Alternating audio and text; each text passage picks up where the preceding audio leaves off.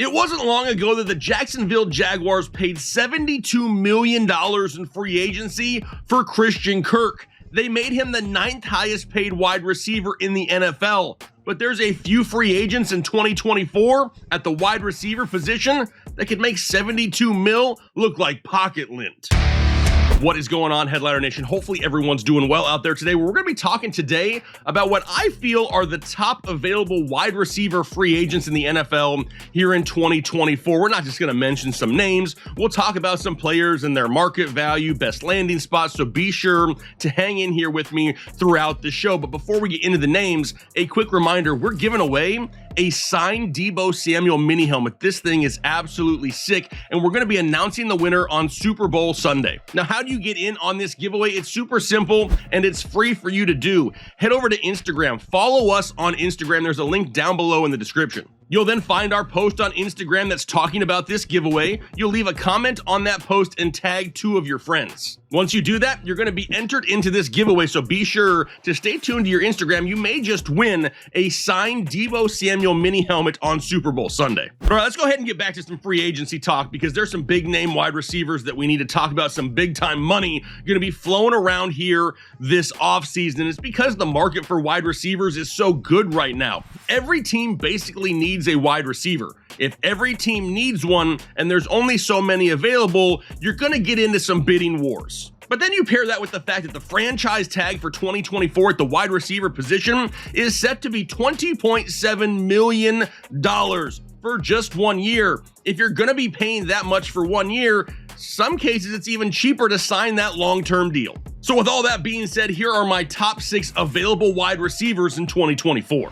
Number 1, Mike Evans, 10 straight 1,000-yard seasons to start his career. The only other wide receiver in NFL history with more 1,000-yard receiving seasons is Jerry Flippin Rice. Mike Evans is coming off one of the best years of his career, where he had 79 catches for 1,255 yards and 13 touchdowns. He's a 5-time Pro Bowler. He's loved in Tampa Bay. He's a team leader. He's a Super Bowl champion. Really, the only negative here is his age. He's going to be turning 31 in August, but the dude just dominated at age 30. Is it really going to change that much? I think he'll be just fine because he finished top 10 among all wide receivers in the NFL in air yards, deep targets, touchdowns, receiving yards, total route wins, and fantasy points per game. He's a big-bodied deep threat that can make contested catches look easy. Plus, the franchise tag isn't really likely here for a 31-year-old wide receiver. And that's really because Tampa Bay has some other big-name guys they need to pay, and they're still trying to figure out their future at the quarterback position. Number 2, it's Tee Higgins. So many people are expecting the Bengals to franchise tag Tee Higgins here this offseason. He's coming off his worst season of his young career. It was riddled with injuries and really didn't have Joe Burrow for the majority of the season. But Tee Higgins is only 25 years old. However, as long as he's on a team with Jamar Chase, he's going to continue playing the bridesmaid role. But this dude is going to have fat stacks of cash thrown his way this offseason. If he is not franchise tagged, very easily he could be playing football somewhere else in 2024. The Bengals can't afford to pay everyone, and he knows that. In my opinion, Tee Higgins is the number 1 available free agent at the wide receiver position in 2024 if you take into account his age and his skill set.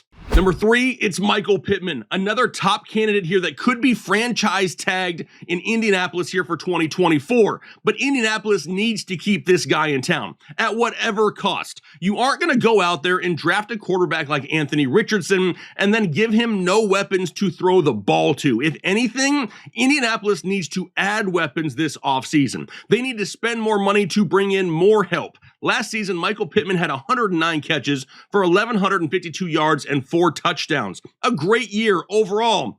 But what happens if they let Michael Pittman walk and they bring in someone else in free agency? The numbers they're going to get are pretty freaking similar to what they got from Michael Pittman last year anyway. Keep the guy in town that knows the system and has the chemistry with the quarterback, especially in a division in which Indianapolis has a chance of winning here in the near future if they can go all in.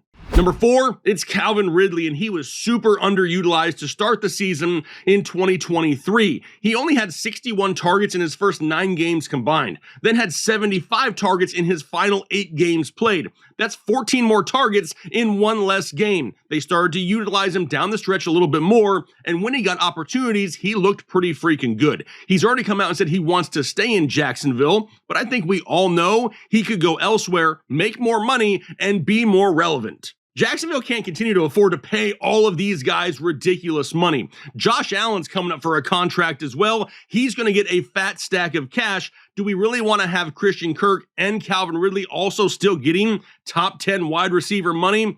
Probably not. Ridley was healthy this year, though. He was always on the field, and honestly, he was always open. He just wasn't really looked at early in quarterback progressions. But even when he did get looks, they weren't even great looks. He had a catchable target rate of only 64.7%. That means only 64.7% of the targets he received were even catchable. That ranked 82nd among all wide receivers in the NFL. Yes, he's getting a little bit older, but on a team as their number 2 option, he could be a high-end wide receiver that could thrive. Number 5, it's Marquise Hollywood Brown, and I get it. How can a guy who's failed to reach 800 yards receiving in 4 of the 5 years he's played be on this list? But honestly, talent-wise, he is that good. The biggest problem with Marquise Hollywood Brown is for the majority of his career, he's played on teams where he's been relied upon to be their number 1 wide receiver. And honestly, that's not really what he is. He needs to be somewhere where he can play in the slot a little bit more. Maybe he's a team's wide receiver 2 that has a stud wide receiver 1 on the other side, because teams constantly have Marquise Hollywood Brown lining up outside. I don't know if you've noticed or not, but defensive backs are getting bigger and faster, and Marquise Hollywood Brown doesn't really stand out too much on the outside. But the bigger issue here is more than likely he's going to be overpaid this offseason, and that's really the only reason I could see him leaving Arizona. For as much as you're gonna have to pay Marquise Hollywood Brown, I'd rather pay a little bit more and snag somebody like a Higgins, Pittman, or Ridley. And then number 6, it's Gabe Davis. He needs to get the hell out of Buffalo and fast. People hate on Gabe Davis for the up and down production, but this dude gets some of the most inconsistent volume that I have ever seen in the NFL.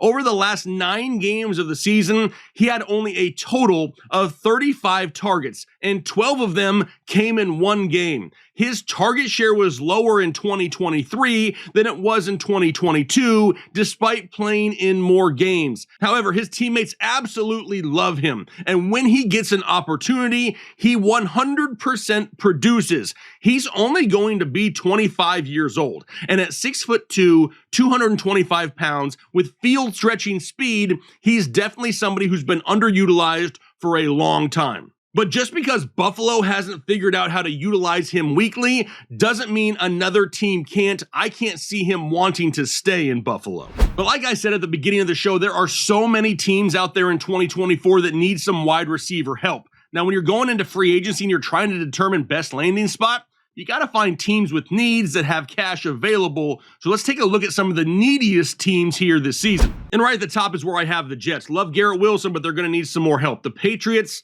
are we really relying upon Kendrick Bourne and Juju Smith-Schuster? The Chiefs, I think we've seen all season long at times, their biggest Achilles heel was their wide receiver talent. The Ravens, okay, the Ravens are trying, right? But Odell Beckham now is a free agent. Is Rashad Bateman going to be a thing? Love Zay Flowers, but there's just not enough there. The Cincinnati Bengals, both Tyler Boyd and Tee Higgins scheduled to be free agents. The Colts, Michael Pittman, he's scheduled to be a free agent. Really no one else behind him. The Giants, that's like a hodgepodge of misfit toys in New York. How about the Arizona Cardinals? Hollywood Brown is a free agent. Really nothing else there besides second-year wide receiver Michael Wilson. How about the Bears? They got DJ Moore. They got Darnell Mooney. They need more help in Chicago. How about the Atlanta Falcons? Really only Drake London. And then in Carolina, you got old man Adam Thielen and not much else. But out of these teams, how much money do they have available here in the salary cap? And we'll go ahead and throw the numbers up on the screen. But before we get into them, I do want to say just this.